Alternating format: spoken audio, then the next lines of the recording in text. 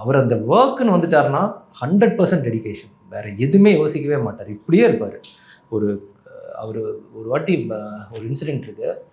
டெல்லியில் வந்து எங்களுக்கு வாத்தி கம்மிங் ஷூட் பண்ணோம். ஃபுல்லாக பொல்யூஷன், பயங்கரமாக அந்த ஏர் குவாலிட்டிலாம் ரொம்ப அடி வாங்கி எங்கேயோ போயிடுச்சு. எல்லாருமே அப்போயே மாஸ்க் போட்டுருந்தோம், பிஃபோர் கோவிட். அவர் வந்து மாஸ்க் போடாமல் உட்காந்துட்டு இருந்தார். நான் பக்கத்தில் கூப்பிட்டாரு, என்ன என்ன சார் மாஸ்க் போடலன்னு இப்படின்னு பண்ணார். அப்போ தான் எனக்கு தெரிஞ்சு என்னாச்சு அப்படின்னு கேட்டேன். இல்லைடா, இது மஸ்காரா போட்டிருக்கேன், இது போட்டால் அது ஸ்மெட்ஜ் ஆகிடும், ஸோ அடுத்த ஷாட் இருக்கு எனக்கு அப்படின்னு சொல்லி ஒரு ஃபஸ்ட் டைம் ஆக்டர் மாதிரி அதை அவர் போட்டுட்டு அவர் ஸ்பாட்லேயே உட்காந்துட்டு இருக்காரு.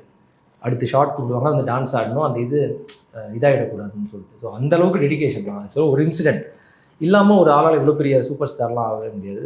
He is very very dedicated. Like Vijay சார்லேருந்து கற்றுக்கணுன்னா எப்படி சினிமாவை வந்து அப்ரோச் பண்ணணும், ஜெயிச்சாலும் தோத்தாலும் எவ்வளோ கான்ஃபிடென்ட்டாக போகணும்.